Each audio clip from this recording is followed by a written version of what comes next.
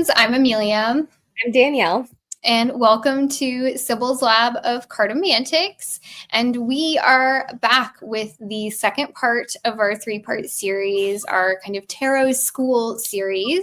This week, we are moving on from Tarot 101 into Tarot 201. So Danielle, tell us a little bit about what we're going to be doing today. Sure. So today, like with Tarot 101, we will be each going through what we are saying are 3 learning objectives because we're nerdy teachers and we like being very clear about what we think are the essential takeaways for this stage of learning. We're a little bit different, but we are aligned in values. So you'll notice some similarities and differences, but we have for each learning objective, one deck and one book or practice that goes along with and aligns with that objective. And the reason, again, that we're doing this series is because both of us, as we've learned and engaged with the community, have seen lots of videos and resources focused on how to engage our skills and shore up those beginner muscles.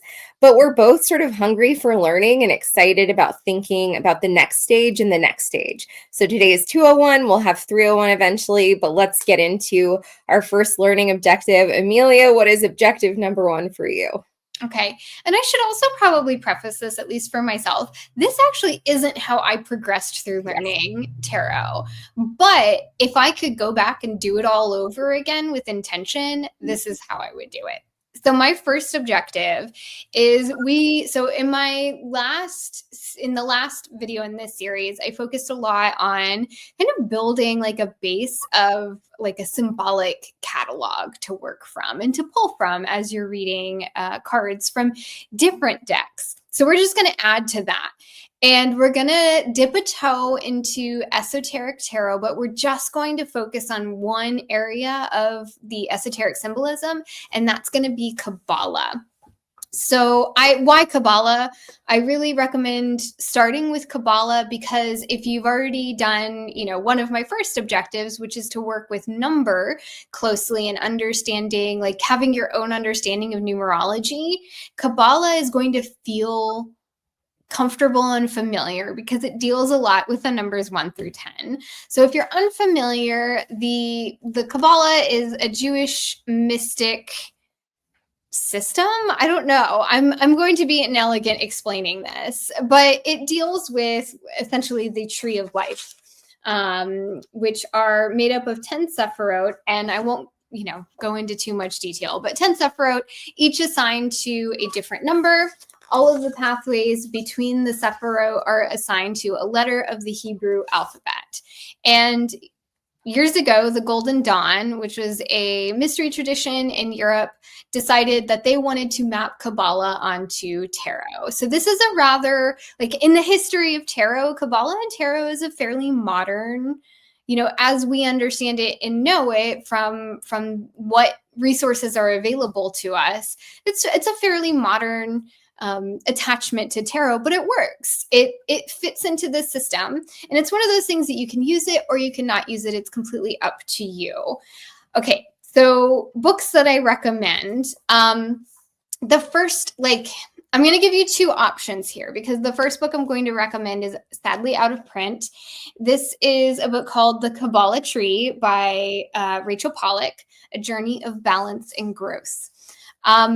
First off, this book is easy to chew. It's pretty small, but the reason I like this particular book, even though it is out of print, is because she really gets into it with each of the Sephiroth. And by the time you read the chapter on, Keter, which is the 1, aces, you will feel like you have fully experienced the number 1 and the Sephiroth of Keter. She does go into, in the final chapter, she goes into the pathways. So let me go back to the tree, into the pathways between the Sephiroth and how they are assigned to the tarot majors. So you're getting that too. She doesn't get too much into tarot though for the majority of the book. It's there, but it's not why she wrote this book. She wrote this book to be an explanation of the tree of life. However, while you're reading this book, you can put on your critical reading skills, your critical reading hat, and you can take inspiration from what she's saying and start applying it to decks that you're working with. So when you see a 2 of Swords, think, oh gosh, how does this relate to Hakma, to the second Sephiroth? Like, how can I pull this in and add it as a symbolic layer? Okay, now, if you can't find this book, you can usually find it for pretty cheap on eBay. Don't buy the ones that are going for like $200. That's ridiculous. You can find it for like $30 on eBay. If that's too much for you, or you just don't feel like going through the trouble of finding an out-of-print book, an alternative book that I recommend is called The Tarot of Awakening. This is by Amy M. Wall. This is a much thicker book, and this does go into how the Kabbalah shows up in each of the tarot cards. So she walks you through all 78 cards and how the Kabbalah is there. This is a great book. The reason I recommend Rachel Pollack's book over this one is simply because this one doesn't like hand it to you on a silver platter. Rachel's book doesn't. And I love to encourage like take this information and do with it what you want, do with it what feels good for you, and get a little creative with it. This, you have to kind of like sidestep a lot of what's being said if you want to get creative and do your own thing with it. But it's still a wonderful book for working with tarot and Kabbalah. And yeah, I really recommend it. So that is an alternative. This is the Choose Your Own Adventure.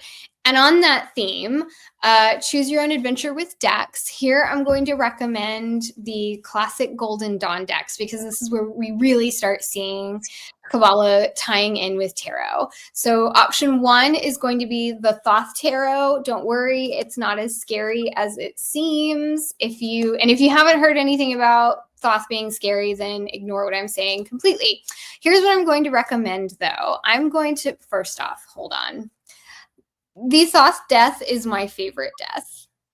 I just have to say true. I didn't know that. It is my favorite death. That and the death card from Tarot de Saint Croix are my favorite deaths. And they are very like stylistically similar. Yeah. Okay. So here's a thing worth noting about the Thoth Tarot. Each card has a title. So for example, the 7 of Wands is Valor is the title of the card.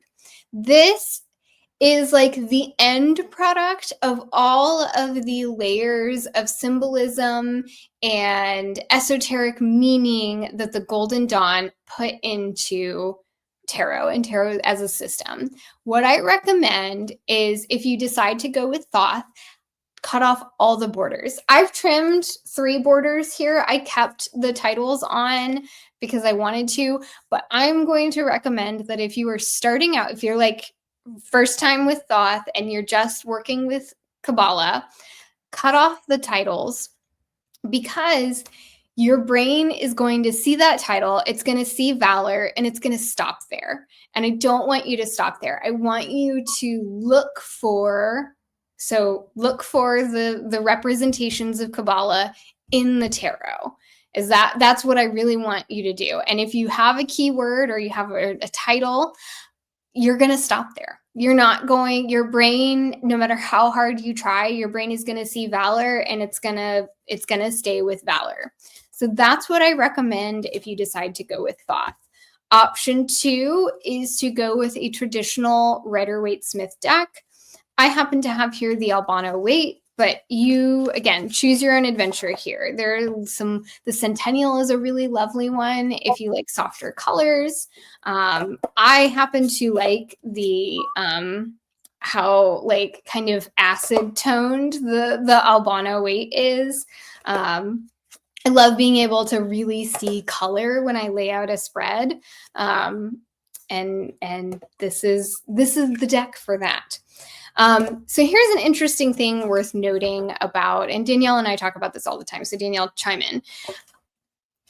even though they feel stylistically very different, the Rider-Waite-Smith and the Thoth Tarot come from the same tradition. They are essentially two sides of a very similar coin. It's just the end result is a little bit different. They both have the same esoteric meanings. They both have the same like astrological and Kabbalistic associations embedded into them. They just look different. And so I think especially for this work, I mean, so in the Tarot of Awakening book, she uses the Rider-Waite-Smith as her example deck. I think oftentimes people don't associate Rider-Waite-Smith with Kabbalah, but it's in there. So if you're wanting to dip your toe into esoteric symbolism, either of these classic Golden Dawn decks will be great for that. It really is up to you and what like gets your juices flowing when you see it. Okay. So practices associated with working with Kabbalah and Tarot is when you start working with your decks, you probably have already bought a Rider-Waite-Smith by now, but if you haven't and you start working with it for the first time, what I want you to do is that when you do your readings with these decks or with any deck really, start looking for the presence of the Tree of Life and particularly the Sephirot and their different meanings in the cards, especially when you're working with the minors. Like, how does this tell the story of Bina? How does this tell the story of Malkuth?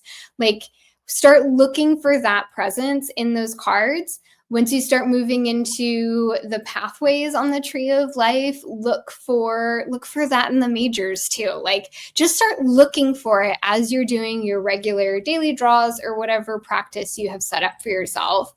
And like try to conceptualize the journey down the tree. You'll get into all of that when you start reading these books. And start journaling your personal relationship to each of the Sephirot. Like, build that as a system and as a resource that is personal to you and makes sense to you. There's no I don't want to say there's no wrong way to do it, but there's really no wrong way to do it. Like, it is ultimately, this is your personal catalog of symbolic reference, and it needs to mean something to you.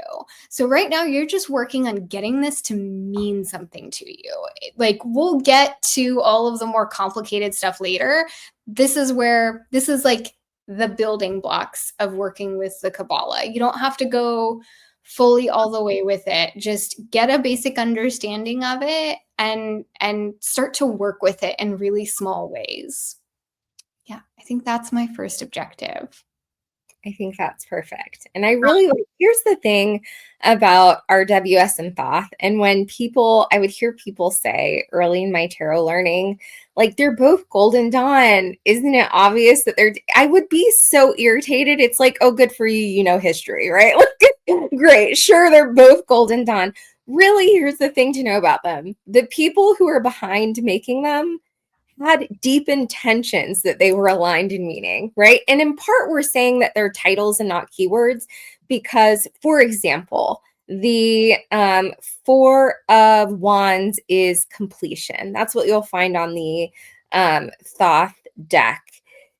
The title actually is a Lord of Completion. Like, that word stands in for the notion of like that card holding like actual spirit in some way. Now, there's no like, we're not making any claim around whether a spirit actually sits in the piece of cardboard that you're like moving around a table, but there is supposed to be a sort of embodied weight to what's behind, what stands in the four corners of that card. And the dudes who were like directing the creation of these decks had that same intention behind it. I think it's helpful and meaningful. So I really like that you are saying like pick one or the other, or even both if you feel like going bananas, because they are of a shared language and spirit. All right. Yeah. With the same sort of intention in mind. So my learning objective is absolutely complementary. The objective is to learn the architecture of tarot as it can function. Now, that often means in like our kind of community here on YouTube and what you'll find in most places in like the tarot section of a bookstore, that we're talking Golden Dawn. There is the notion that like RWS is tarot is RWS, right? Like that's the loop. So for the sake of knowing that that's what most of us mean and where most of us start, I think it's helpful as an architecture to learn, so that you understand how tarot can function as building blocks of something. You were like, let's look at the building blocks of the tree of life. Perfect.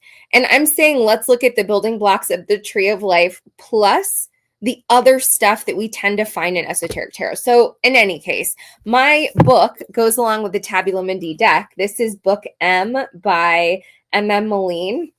It is the guidebook that goes with Tabula Mundi. I have like 2 copies because my first copy is like rebound, ripped apart, highlight. I mean, it's absurd. It's absurd. And I actually wrote the creator an email because I've used this book so much that the spine cracked and the pages are coming out.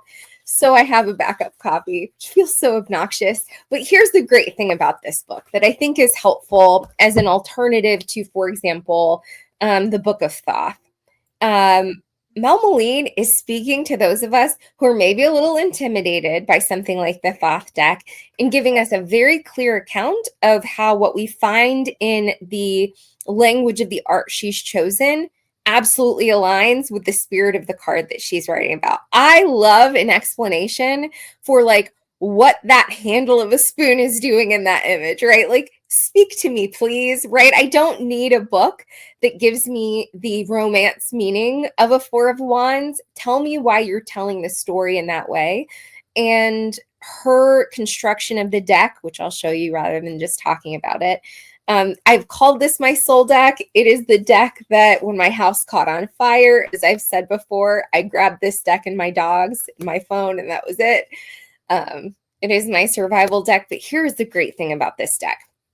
Along with a book that is very clear about like why the, let's see, 4 of Discs is the Lord of Power, why she chose this art to tell this story about the Lord of Power. This is a deeply Thoth-based deck. It is committed to that tradition of the Golden Dawn.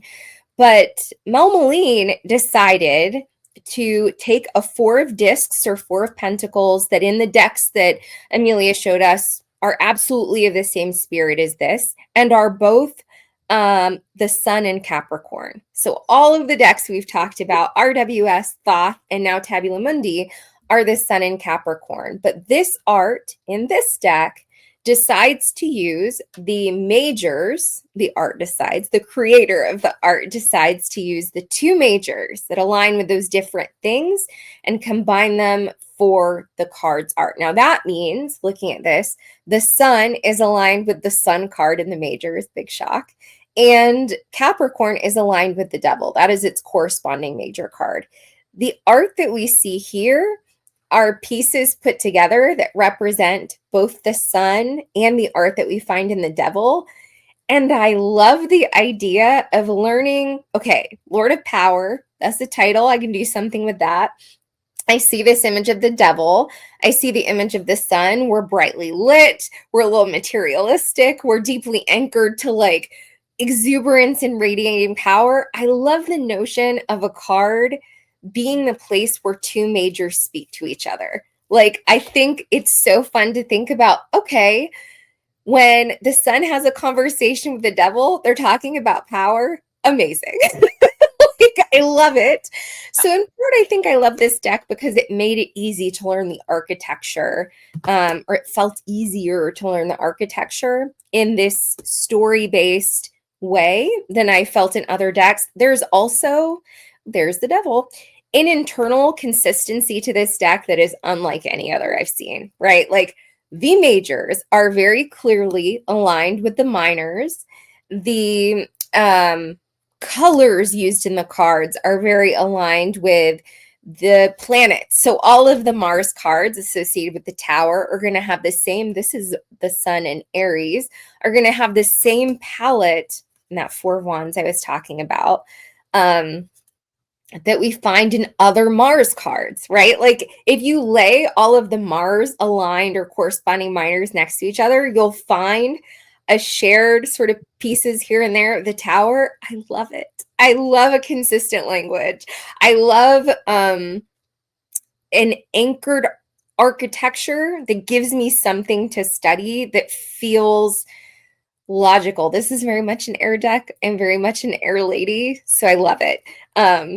I will use this. This is actually, I'm probably using the Four of Wands because this is where it started to make sense. The Four of Wands is Venus and Aries. Venus is the Empress, Aries is the Emperor. And I was like, I get it, right? Like, oh, when I see the wedding-ish, party-ish looking thing in the Rider-Waite-Smith, that's where the Empress and the Emperor are meeting. The idea that this is Lord of Completion, that's where the Empress and Emperor are meeting. I live.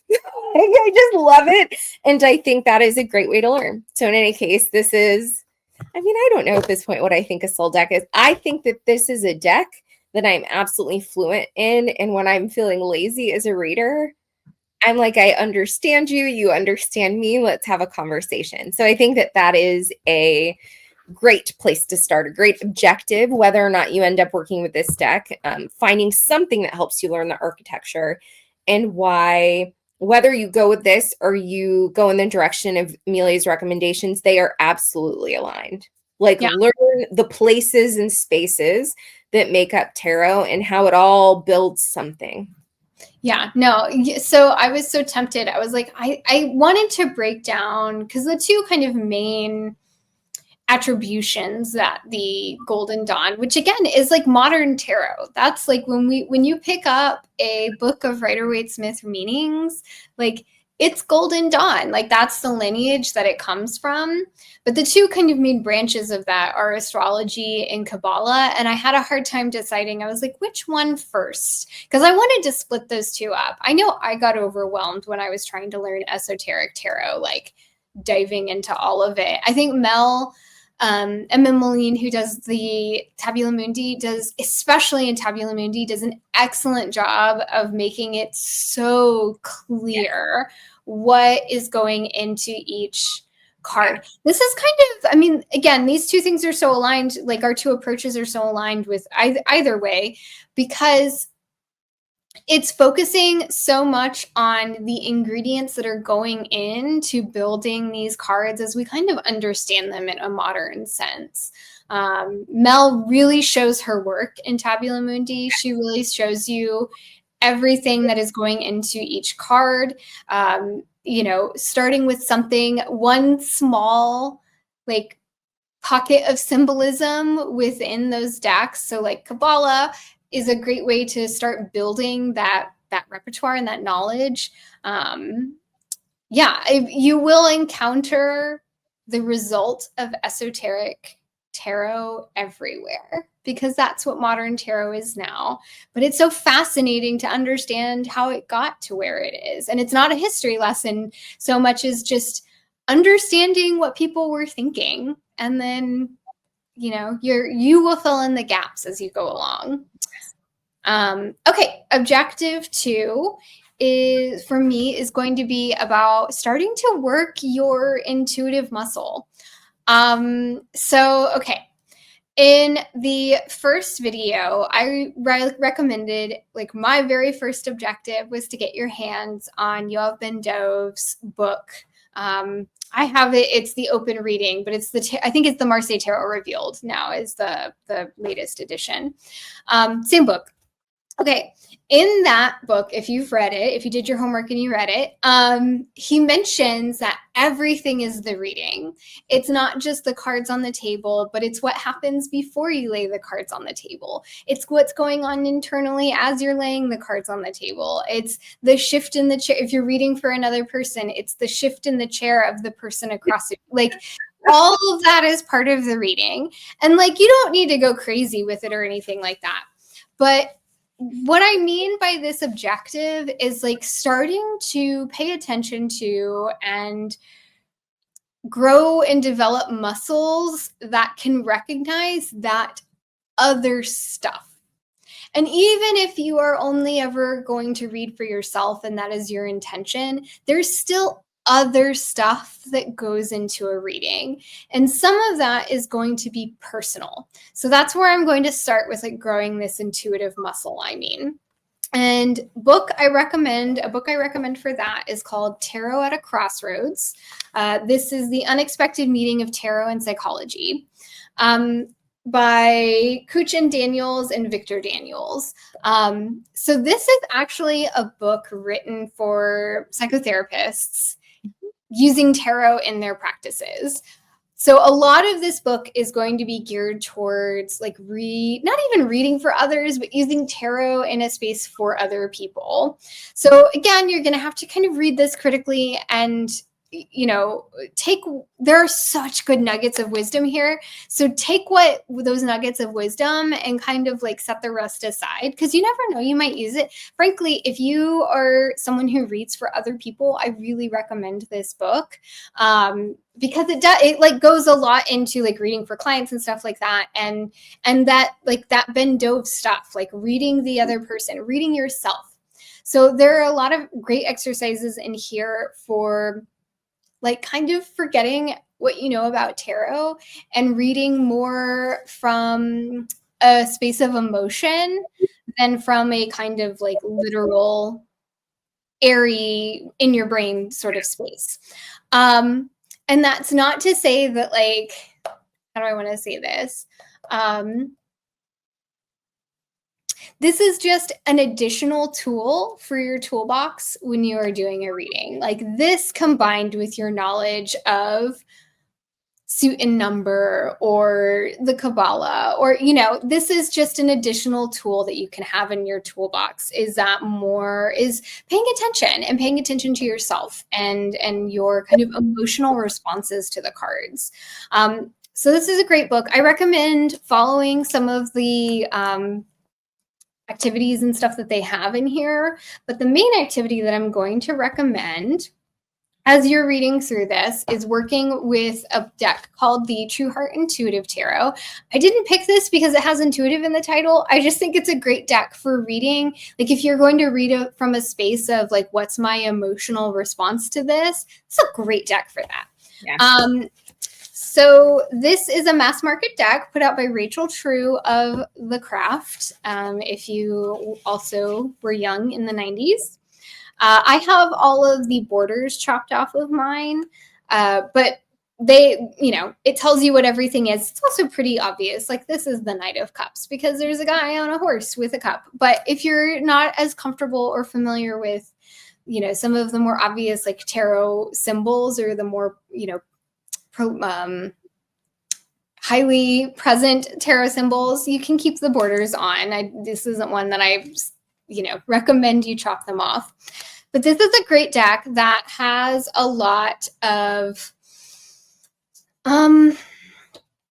really evocative cards. And let me find, because I actually think I have all of the courts separated for some reason. So like there's some really evocative images going on here.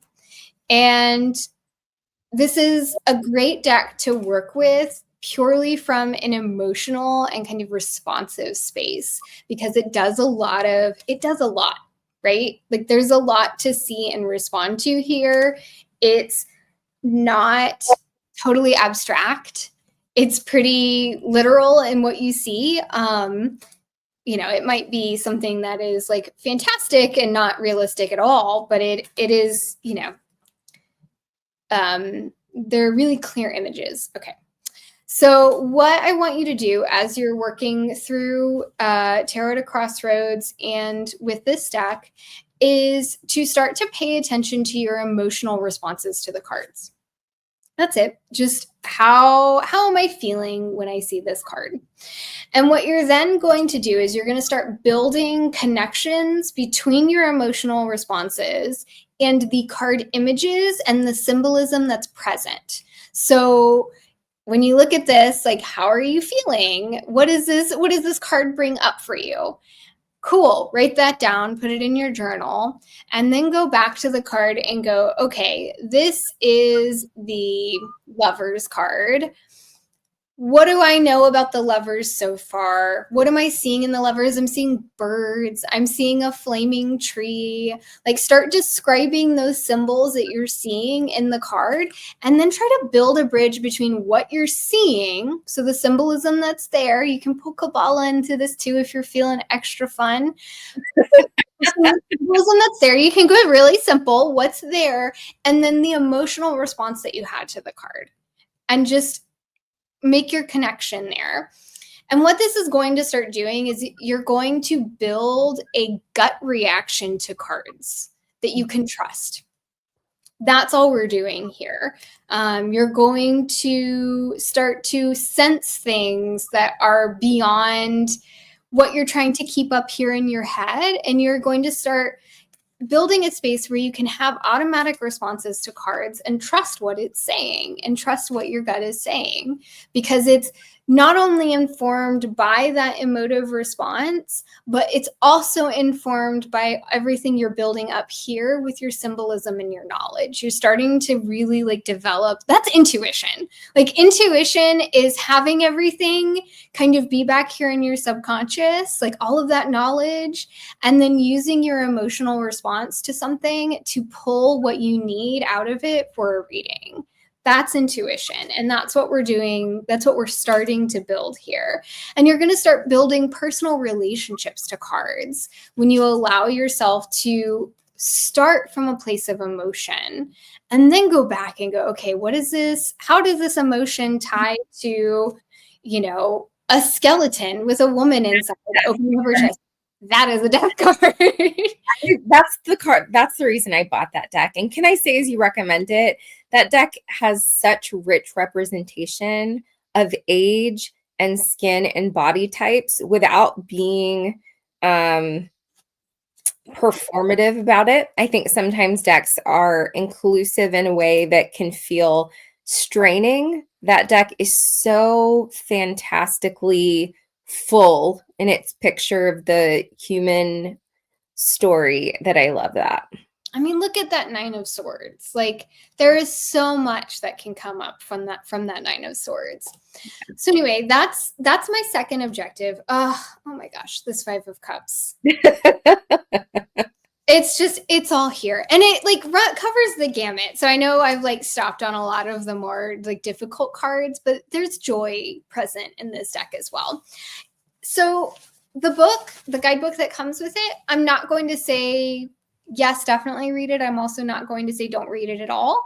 It's a great guidebook, especially the minors are kind of so-so. They just get a page each, and there's, you know, it's not super interesting. However, the majors, what she does is she'll kind of go into like the modern traditional like meanings of cards as we understand them.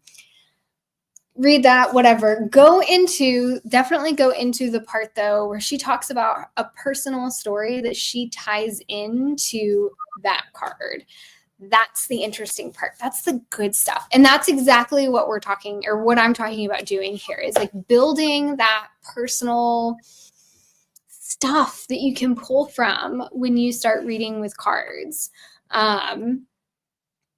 Yes, that is. So my second objective is to like start building your intuitive muscle by using your emotional response to cards and then bridging it back to the symbolism that you've been working on building an understanding of. There you go. Our objectives throughout this exercise and sort of not sharing them and doing them together, I think makes sense of why we're friends and how our thinking is very aligned in deciding to create Symbols Lab. So my objective is very much that. The way that I sort of structured the thought or the objective was building your symbolic language, like build confidence around a symbolic language. And the way that I'm suggesting that you do that is to use what people often call pips with feelings.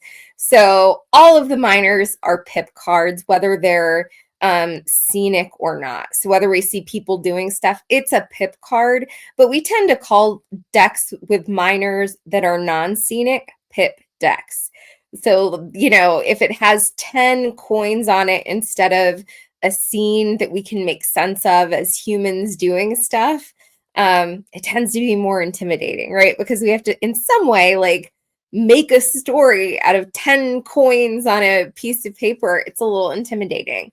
The sort of in-between place between the RWS and other scenic decks and TDM and just 10 coins on a paper are those pips with feelings that are 10 coins, but like doing some dance of color and structure and whatever that is evocative, but maybe non-scenic. So the pip deck that I'm suggesting or that I've chosen is called Awakening the Unconscious Tarot. It is what am I trying to say? It's an indie deck. What is that word? It's an indie deck. The creator is Bulgarian, but the deck is, and she is now in the United States, so it will be less difficult to get for folks who are in the States and maybe trying to order it, and it is still in print. I have trimmed my edition, and there are a few reasons. So I think that the court cards and that the majors, so those scenic people cards, are so richly storied. And I just love that. But the thing about these pips with feelings, I live for it. Here's some aces. Not much to that. But here's the universe. Not why we need this deck, but isn't that so rich and evocative and all of the things? Here's the 3 of Pentacles. That's not 3 coins on a paper. That is color and movement. We see the planetary and zodiac glyphs that are aligned with Thoth and Rider-Waite Smith. So in this, as we see, this is Mars in Capricorn. Those are the same glyphs and the same meanings that you'll find on Tabula Mundi or on Thoth, right? So for some reason, it's interesting to me, the creator decided to retain those glyphs on the minor cards. This is the Empress, and that red at the bottom just brings up like embodied menstruation not for some reason. I mean, it's pretty sort of transparent in its representation. That is a non-traditional Empress that is very evocative and delicious, and I love this art style. But in any case, here are 8 cups. You do not see the same color language. So in Tabula Mundi, the same colors that you'll find in the Thoth 3 of discs is what you'll find in the Tabula Mundi 3 of discs. And then we talked about how the 2 majors come together to tell the story in the minor card. Not so here, right? This happens to be, where are the glyphs here? Moon in Sagittarius. It just tells us that this is supposed to be the moon in Sagittarius. That's cool. That can be part of the story in the way that everything is a part of the reading. I use these glyphs as a part of the reading that is non-essential sometimes, and sometimes helpful and interesting. This is Jupiter in Libra, the 4 of Swords, the 10 of Pentacles. We were talking about those 10 coins on a piece of paper. But in any case, here's the thing. I'll keep showing you cards as I yak on. Here's the thing about symbolic language and color and all of that. A hat in the 16th century in Paris brought up stuff. It brought up associations. It brought up money, probably masculinity if we're talking a top hat, formality, any number of things. If we think of a hat today, we might associate it with sports. We might associate it with hiding. We might associate with informality, depending on the kind of hat it is. The word hat immediately makes me think of like a baseball cap if I'm thinking of caps today. And this is in my very provincial American context. If I was in Portugal still, hat would mean something different in the place I was born. People wear hats and do things differently with hats on. There's some fishing in the Azores with people wearing hats. That might be my immediate association. Like, hat does not have a meaning that is fixed. Hats in art are very context dependent. objects and symbols are context culturally dependent. So I want you, in the way that Amelia was talking about, to develop like your relationship to hat, your relationship to this salmon color, your relationship to rose, like your feelings about the way that an image comes together, the language of the art, and letting that guide your interpretation. The Seven of Wands, this looks nothing like a Seven of Wands that you'll find in Thoth or Rider-Waite-Smith. You see the Mars in Leo on this, but you also see fire. You see under that triangle some drips of, pink fluid, pink liquid. It looks like an hourglass silhouette, sort of. There's the flower growing out of the middle of the purple. There are like faces there. Yep, there are faces there. The flames are like blue, so they're not really orange flames. I mean, we see orange though between the purple and there is so much here. Like, have a party with this, right? So pull this card, and before you pull other cards and lay it in a spread, sit with this in the way that you were saying, sit with the art. What feelings come up for you when you look at this? I have feelings that come up. You will be asked, if you do a reading, to any number of questions, to do something with this art in relationship to a whole cross section of topics, right? Somebody might ask a question about money. Somebody might ask a question. You might ask yourself a question about why your partner is irritating you. I love you, husband.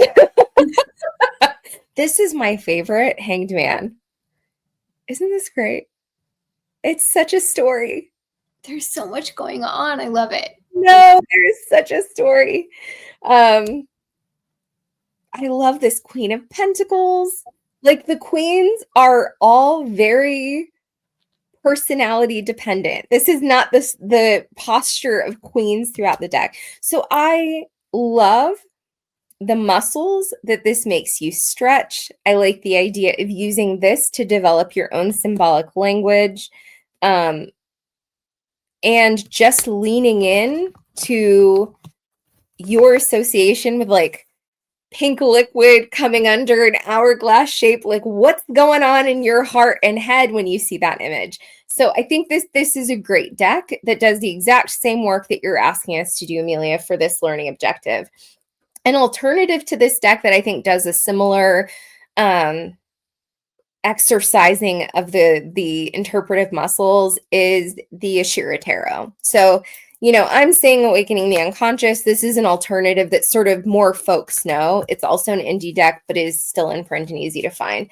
The book that I'm recommending also happens to be a Rachel Pollack book. It's a walk through the Forest of Souls. This is not a book to learn tarot. This is a book that the subtitle of this, A Tarot Journey to Spiritual Awakening, is very true to the content of the book. This is asking us to see how tarot functions as a walk and as a spiritual exercise. Here's the thing, like, tarot, you don't have to use tarot in this way. So to read this book and see what Rachel Pollack asks us to do, or walks us through her own journey, and showing us how tarot has taken her places and brought her to wisdom questions like, is there a God? Like, what is the meaning of life? Whatever. Why not pull some cards on that? She shows how that works, whether or not you want to do that card pulling. Whether or not tarot is a spiritual modality for you, whether or not tarot is a psychotherapeutic modality for you, like the book that Amelia recommended, it is so helpful to know what it looks like for it to work that way. So it does not, 201 is not, our recommendations are not, this is how you should do tarot.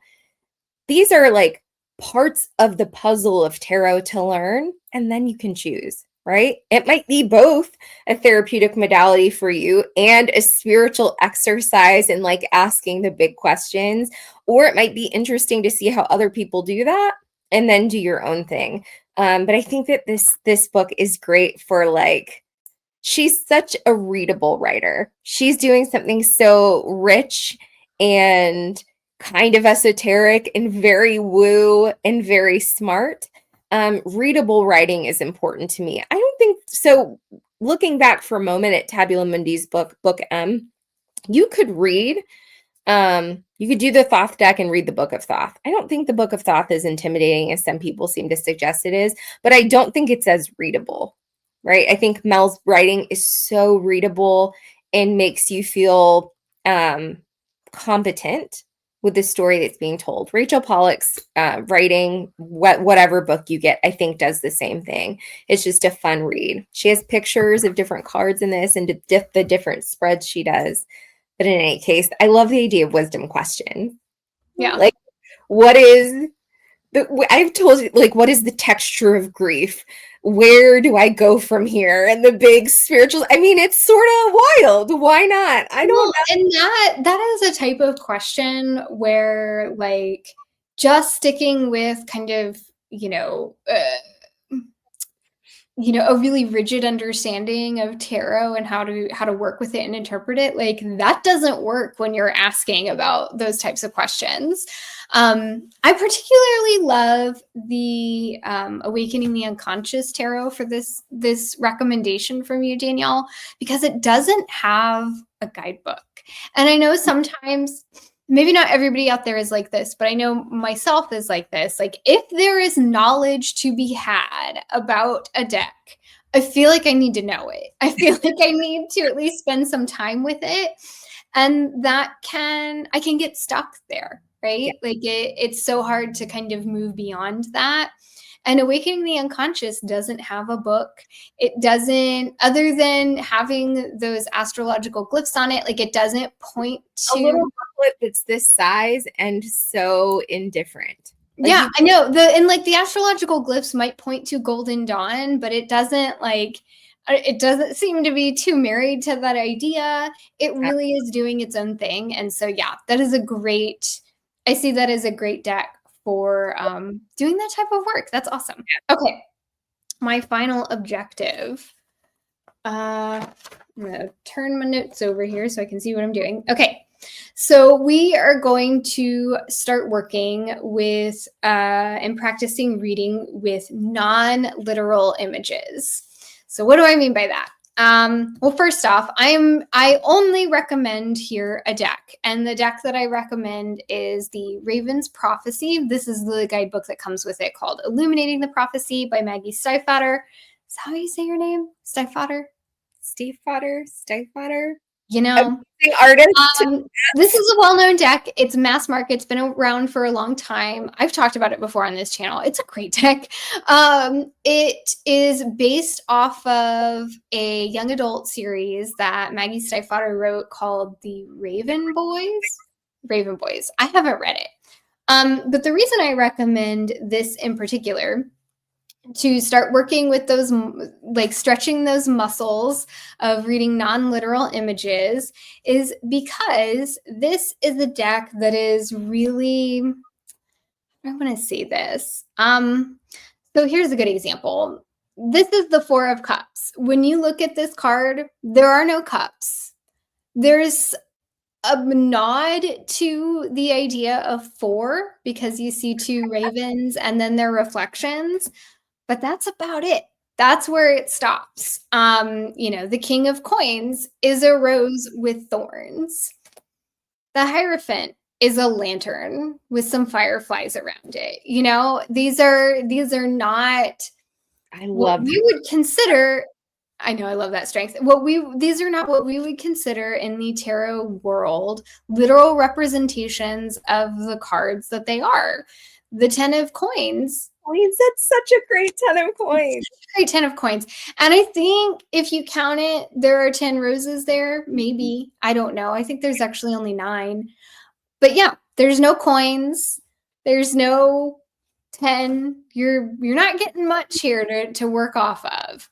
And yeah, so this is using some of that work that we did in Tarot 101 and some of that intuitive work that we're doing with the True Heart Intuitive Tarot.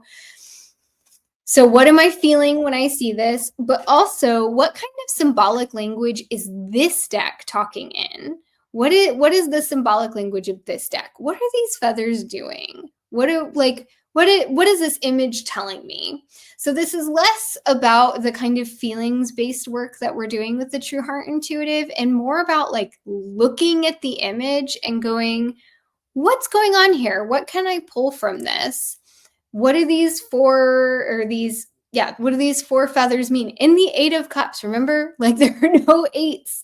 There's no 8 of anything. So what symbolic language can I pull from for this deck? Now, you are more than, if you get like totally stuck with a card, I mean, first off, nobody's there telling you what to do. So you do you, but I challenge you to try to do this without the book. Yeah. Not because I think there's anything particularly wrong about going to a book, but I just think you'll learn more if you try to stay away from it.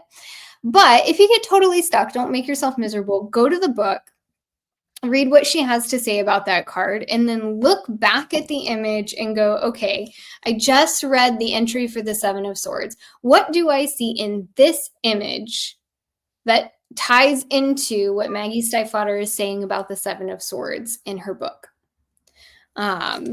And again, we're like making those bridges of not like between bits of knowledge, right? Because it would be really easy to go read the guidebook entry, get what she has to say and go, okay, I know what this card is talking about, and not go back to that image, because it is always going to be about the image. In my personal humble opinion, it's always going to be about the image. Like that's where we start, because that's what we have, right? So yes, that's my final objective, is to practice reading with non-literal images and start building your ability to kind of develop an understanding of different types of symbolic language. So if we don't have anything in this card that points to anything that we've worked on prior, like, okay, Ace of Wands, we've at least got fire going on here. But if we if we don't even have that, let me find a better card. Okay, 6 of Swords, there's water in this. There are 2 hands trying to hold on to some water. So we don't have anything from our previous work in understanding the quote unquote symbolic language of tarot. What can we make of this? Like, how can we turn this into a reading? How can we build an understanding of what this deck is trying to do with its imagery? I got this deck and really loved it, and then decided I needed to read the books because the air in me was like, am I missing something? Like, I love it, but maybe there's even more if I read the books. I found them to be eminently atmospheric, and what they did is exactly what we're talking about, which is introducing you to a symbolic language very clearly, which is why it doesn't really, I don't think you have to, I mean, nobody says that you have to read the book, but I think it's kind of a matter of indifference. If you're willing to like learn the language of the deck on its own terms, it's really not telling a special story that's from the book. It's anchoring itself to like the atmosphere of the book. And I love that. Moving from like this sort of ephemeral symbolic language of like an hourglass, wands with animal heads and, pink liquid and whatever, to see within this world of Raven's prophecy, like, what is that, the 7 of Wands doing? So I love it. I don't know if you would agree with this recommendation, but this is where I would say that it's really helpful to pull out your Rider-Waite-Smith deck and lay the 7 of Swords in that deck that you showed us has like a hand with fingers crossed, which has a lot of symbolic meaning for people in certain parts of the world, which is like, the promise that I'm making is not a promise that I'm keeping. You can't see my hands, but I'm not a trustworthy person. I like to lay decks like that I'm learning the world of next to the Seven of Swords from the Rider-Waite Smith. If I know that that is the deck that the creator is saying that they're anchoring themselves to. Like Maggie Stiefvater says, this is a Rider-Waite Smith system deck. Welcome to my world, right? Not like this is like that is the foundation. And now I'm going to do my own thing with that architecture, that world, my own symbolic language. So I think it's really helpful, at least for me, to lay that Seven of Swords next to this one, because like she looked at that. She could have done that Seven of Swords, the same image or a similar image in her own style. She didn't do that. She decided to tell her story in response to like what she did or didn't like that was happening over here. So I find it helpful to, it reminds me of when I was an English major and I was like, I don't want to do medieval literature. You can't make me do 18th century literature. And I remember my advisor being very irritated with me and explaining how you cannot understand, at least in her opinion, the fullness of contemporary Anglophone literature if you're unwilling to understand where it comes from. Because the people writing today are like rejecting that or embracing that, which is why I like setting them next to each other, because Maggie is either rejecting or embracing that Seven of Swords imagery. So what would you say about that? I would recommend not doing that because I think, what do I think? I think that it can be really easy to let your brain and your like thinking brain revert to the familiar. Sure. The familiar image, and not like, so this is a practice less of kind of like trying to bridge symbolic language between tarot as a whole, and more so a practice of presence with the cards that are in front of you. So like, how can you develop an understanding of what you're actually seeing just based off of what you're seeing without having to, you know, go in your head, all right, Seven of Swords, guy walking away with swords. But like, you know, what does it mean with a Seven of Swords? What does this person, this hand crossing its fingers mean? Sure. Oh, that's the hand that we also see in Strength. What's that about? Like, so I mean, go for it. If that's going to make you feel comfortable, I say go for it. But I think it's, if you want to challenge yourself, or if you want to, if you want to challenge yourself a little bit, I'd say like practice that, like just kind of undistracted presence with the image that you're seeing in front of you, without needing to anchor it to something else in order to make sense of it. Yeah. So I don't think you do, if you follow sort of my interest in doing that comparative thing, I don't think you do that first. And I don't think you use that as like the anchor of meaning. I think it's a point of sort of learning and artistic conversation. So I understand not doing it at all, but if you do it, don't hear my advice and think that I'm suggesting that you learn how to read this Seven of Swords is that Seven of Swords. I think you let the card speak for itself in a reading, and I certainly don't think you do a spread with Three of Coins, Seven of Swords, and Strength and lay it out in the Rider-Waite Smith and try to figure out how to make these two readings speak to each other. Just think it's helpful for me when I'm sort of engaging with a deck that is very clear about the tradition that it's following, to sort of consider the way that the artist has chosen to take that image that they're saying was their kind of inspiration and do their own thing with it. It sort of helps me engage with that art in a different way, but it is not the first thing I do. So that makes sense to me. But are you anything else about your learning objective? No, that's the final one. So I struggled with this one. My third learning objective that I'm going to go with, the ideas I had, is to invite you to understand the minors, because I think the majors are something that we tend to feel pretty confident with first. They're the big themes, like death, carries a lot of weight in its word. We see people images, like figure images, whether or not it's a pip deck or a historic deck or whatever. Those tend to be the cards that we're most confident with earliest. I reject the idea that the quartz are necessarily hard or difficult. When I was learning tarot, I kept hearing, like, we know the quartz are difficult. Not necessarily. They might be. That might be like the difficult place, but that wasn't my difficult place. And I kept thinking, like, maybe I'm missing something. Maybe it's supposed to be hard. Doing it wrong. Oh, really? I was like, everyone's saying this seems to be conventional wisdom. So if you're hearing that conventional wisdom, do not listen to it. Maybe your wisdom is like, I'm getting this stuff over here, but a lady sitting on a throne in the Empress, I don't know what to do with this. So that might be your difficult place. But if you tend to sort of engage with those bigger major arcana cards more easily, and you are trying to do meaningful work with the minors in a way that puts them into stories rather than isolates them into images. So, for example, that Seven of Swords with the guy creeping away next to a Six of Swords, where we have people fleeing in a boat next to an Eight of Swords where like someone's tied up and whatever. It can be difficult to understand that as a story. And yet we're asking you to lay out a bunch of minor cards and major cards and tell a story with them.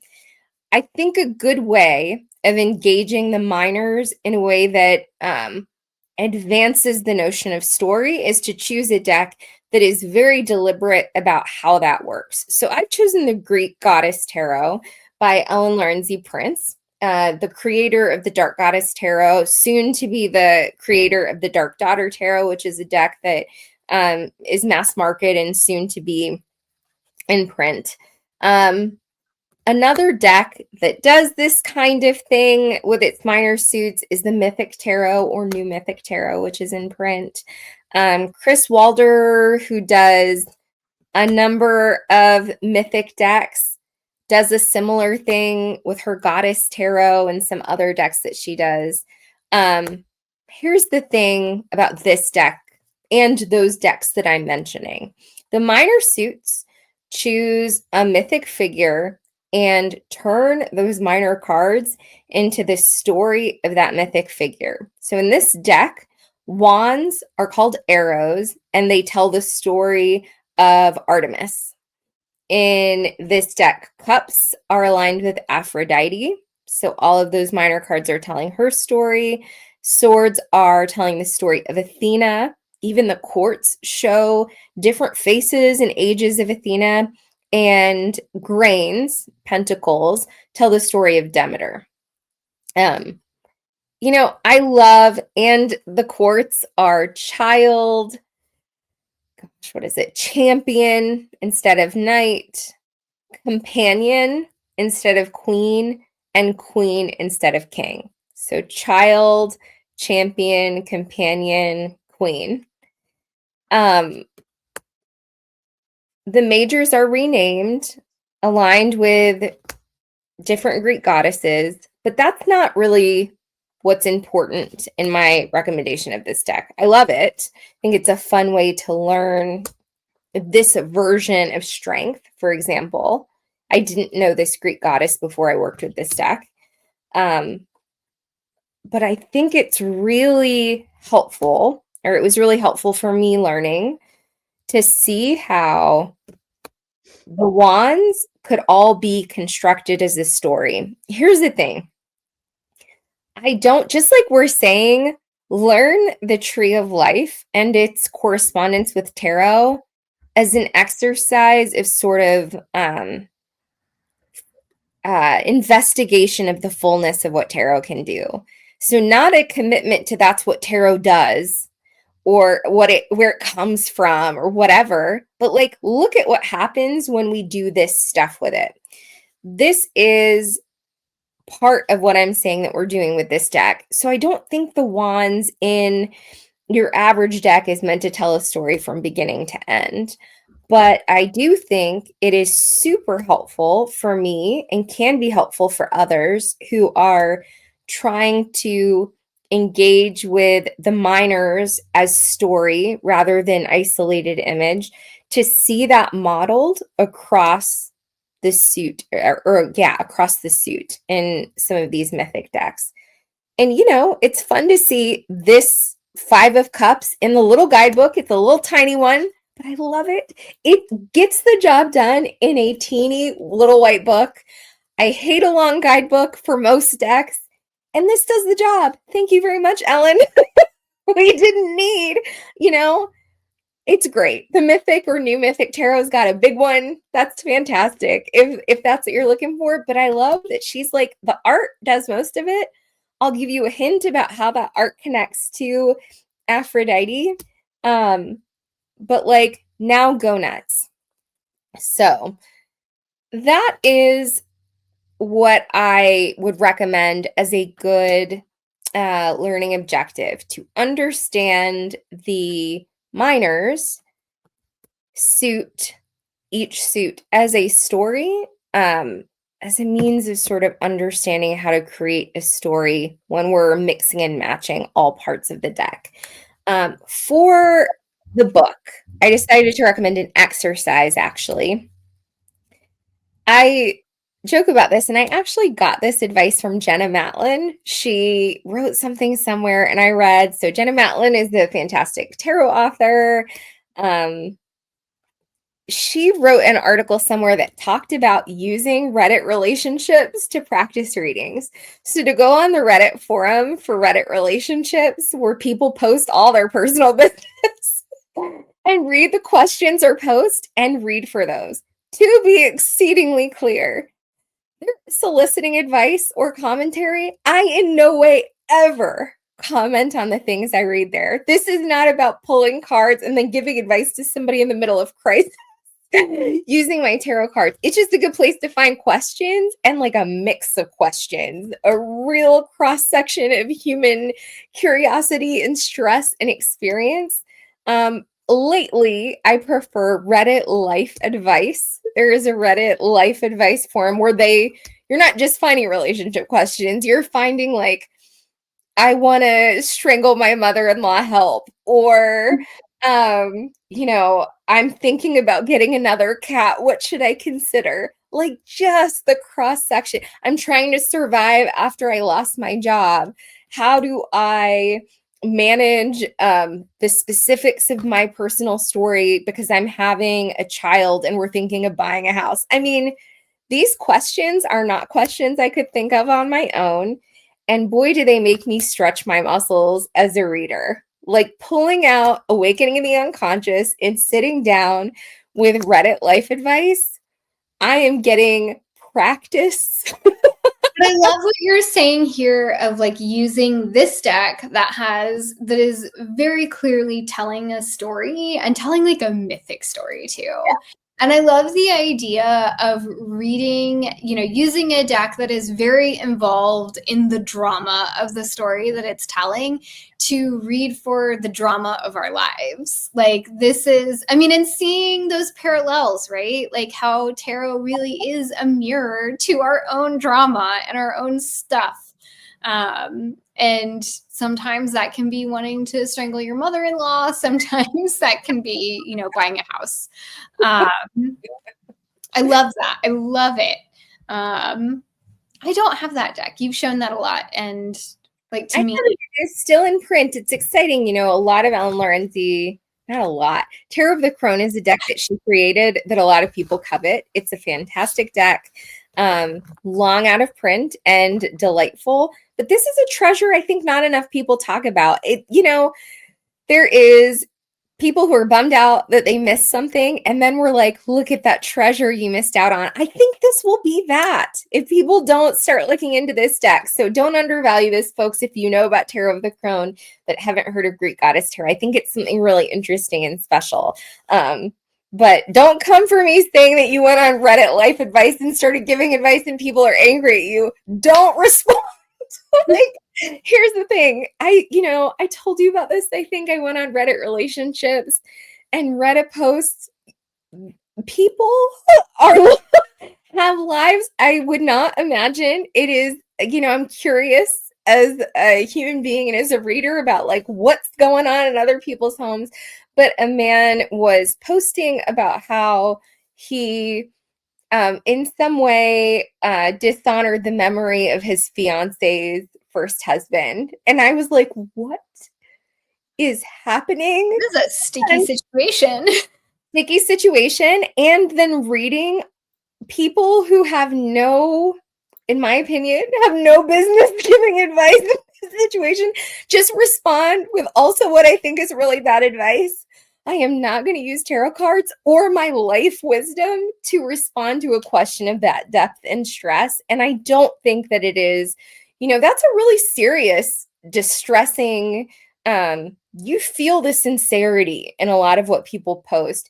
And I want to make sure that like, I'm making it clear, these are not light things. This is not like sort of playing in the mess of other people's lives. I would never recommend responding to these posts, but these are real questions. And if you start reading for people, they're going to bring their real stuff to you, their real heavy stuff. And if all you've ever done is read for your personal stuff, which matters, but is like within the confines of your familiar context, you've never read about someone's fertility, you've never considered what the Seven of Wands might mean for a person who's grieving a death of a parent. Like if you've never done any of that sort of elastic thinking, when you're sitting in front of a person in that kind of distress, that's not the first time to do it. I would not recommend that be the first time. So this is a good place to go and get some of that practice and remind yourself of the fullness and difference of human experience. It's easy to sort of see myopically. I know you very well. I know your stuff. You know my stuff. But like, there's a whole other world. Well, and then using this story of tarot to relate to those. Love that. Okay. Shall we read? Yeah, as we like to do on this channel, we are going to close out with a reading for the collective. And you phrased it really well. I think what you said was what advanced what 201 level of element of tarot can we sort of engage this week? Or is that what you were saying? Something about stretching our muscles. Yeah, I like it. In what ways can we stretch our tarot muscles, our reading muscles this week? I'm going to use Awakening the Unconscious. How about you? I'm using True Heart Intuitive. That is such a great deck. More people need to know about this. Another very undervalued deck. Yes.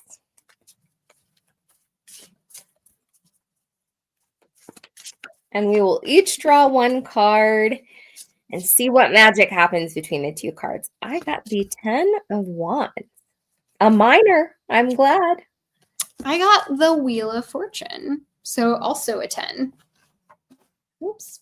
So we're talking about engaging. This video is really about engaging symbolic language. What is the symbolic language you're engaging in that image as you think about it? I'm seeing lightness, like sort of pink and bright orange pressing against each other, intensity, and that generation of like the star in the middle. There's a lot of tension there. What are you seeing? So I'm seeing a lot of like mirroring actually between our two cards in this like central, like a focus, as well as just like the presence of color. Yours is a bit more separated. This feels a little bit more integrated, like as part of a whole. So I think like if we're going to talk about the ways that we can stretch our tarot muscles this week, and really kind of push beyond like beginner level into intermediate tarot, it would be working on like integrating all of these pieces of tarot that we've picked up. Like, so maybe, if you haven't worked through our 101 objectives yet, and you have like your Rider-Waite-Smith meanings that you picked up from a book or somewhere else, like how does that integrate into other things that you know about tarot? Like, and not just stopping and letting those two stay separate, but really getting those into a whole that feeds into how you're reading tarot. I really like that. And, some pips look very static. Certainly some majors look like the emperor's in a throne. He's sitting there. He's not going anywhere. Wheels turn. And this card has so much tension. Like they're not set up, these two colors, these two halves of the card just sitting next to each other. They are pressing against each other. There's vibrating energy there. So I like the idea of you saying, let's look at the cross section of skills, but it also feels like do it quickly. Try different things. Be active this week. Like, so don't fixate on one area to investigate. It feels like there's this suggestion, like try it all and try it quick. Don't slow yourself down by overthinking.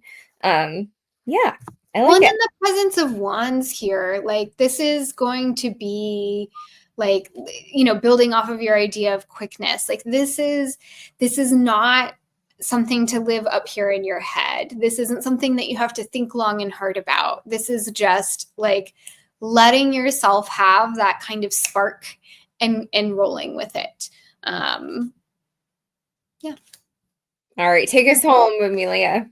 All right. Well, thank you so much for joining us for our Tarot 201. If you have made it this far, we were so glad that you are here. We would love to hear, like, if you are, you know, someone who's been reading tarot for a long time and you feel like you've got a handle on like what intermediate tarot is to you, we'd love to hear in the comments below.